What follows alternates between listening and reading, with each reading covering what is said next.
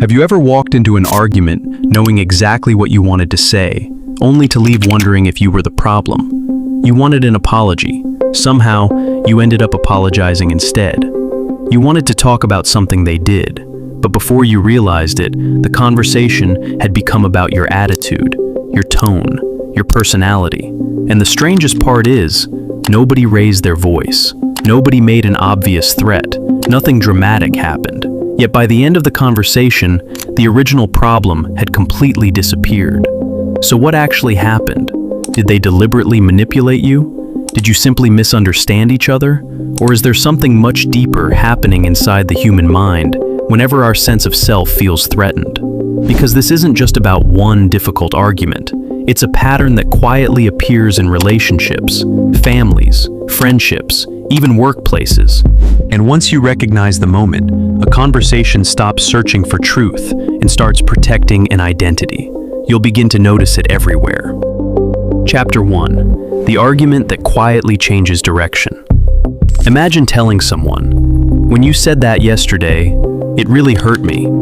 It's a simple conversation, a simple concern. You're not trying to win, you're trying to be understood. At first, the conversation seems to follow the same goal. They respond, you respond. It feels like you're both talking about the same problem. Then, something subtle happens. Almost so subtle that most people don't notice it in real time. Instead of responding to your concern, they ask a completely different question. Why are you always so critical of me? Think about what just changed. A moment ago, the conversation was about something they did. Now, it's about the kind of person you are. Without realizing it, you answer the new question. I'm not always critical. I'm just trying to explain how I felt. That's not what I meant. And just like that, you're no longer discussing the original issue. You're defending your character. The conversation didn't explode. It didn't become louder. It simply changed direction. That's why these conversations are so confusing.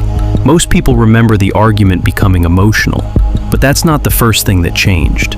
The first thing that changed was the objective. It stopped being about solving a problem and quietly became about protecting something else. The strange part is, this shift isn't always planned. Sometimes it's deliberate, sometimes it isn't. Because the human mind has a remarkable ability to redirect attention when something feels psychologically threatening. And once that happens, the original problem begins to disappear, not because it was resolved, but because everyone in the conversation is now answering different questions. Chapter 2. Why your brain took the bait. Here's the strange part. Most people assume the conversation changed because the other person changed it, but that isn't the whole story. Because the moment they asked, "Why are you always so critical?" you answered. Not because you agreed with the question, but because that's what human minds naturally do. We answer the newest question placed in front of us. Imagine you're solving a puzzle. Suddenly, someone takes away the original puzzle and hands you a different one. Without thinking, you start solving the new puzzle instead. Conversations work in much the same way. When someone quietly replaces, "Did I hurt you?" with, "Why are you attacking me?" your attention follows the new question. Now you're trying to prove you're not attacking them. The original concern begins to fade, not because it stopped mattering, but because your brain has already shifted its focus. That's why people often leave these conversations feeling strangely confused. They remember talking for 30 minutes, but struggle to remember whether the original issue was ever discussed at all. Because somewhere along the way, the conversation stopped moving toward understanding. It started moving toward self-defense. And here's what's fascinating. This isn't just something that happens to the other person. It happens to you too.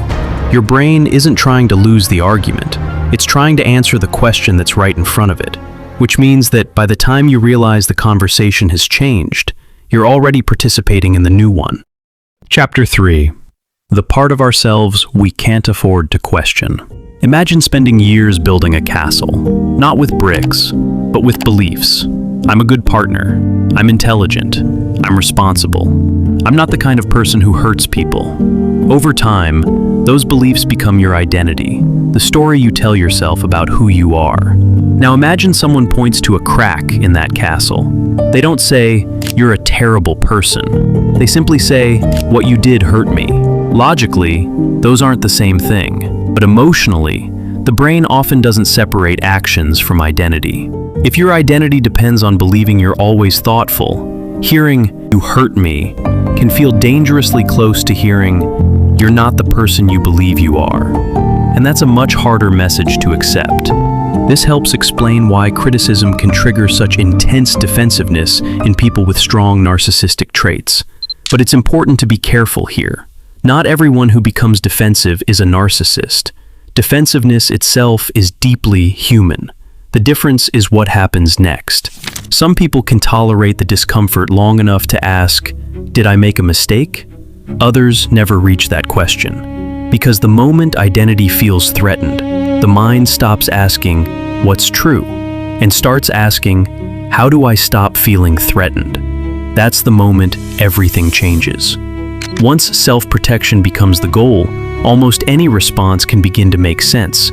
Changing the subject, blaming someone else, questioning your memory, focusing on your tone instead of their behavior. None of those responses solve the original problem. They solve a different one. They protect the story a person tells themselves. And once protecting that story becomes more important than repairing the relationship, the conversation stops moving forward. It simply keeps circling the walls. But understanding why it happens isn't the most valuable part. The real value is recognizing the moment it begins. Because once you understand that some conversations quietly stop searching for the truth and start protecting an identity, you stop expecting them to unfold the way healthy conversations do. And that changes the question you ask yourself. Final chapter.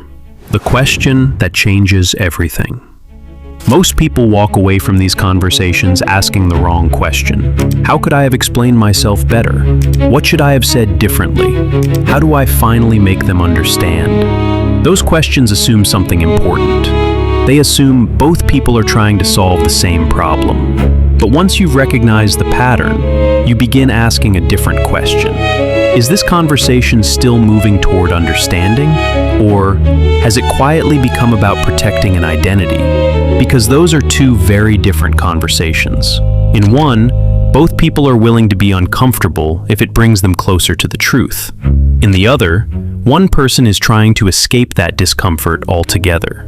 And that's why simply becoming more logical, more patient, or better at explaining yourself doesn't always change the outcome. You can't force a conversation toward understanding if understanding is no longer the goal. That's why the most confusing arguments aren't always the loudest ones. Sometimes they're calm, sometimes they're polite, but when they're over, you find yourself questioning your memory, your judgment, even your own feelings. Not because you're incapable of understanding what happened, but because the conversation slowly pulled you away from the question you were trying to answer. Recognizing that shift doesn't mean every disagreement involves narcissism. It doesn't mean every defensive person is manipulating you. Human beings are far more complicated than simple labels. But it does give you something incredibly valuable: the ability to recognize when a conversation is building understanding and when it's simply protecting an identity. Because once you can see the difference, you stop measuring success by whether you win the argument.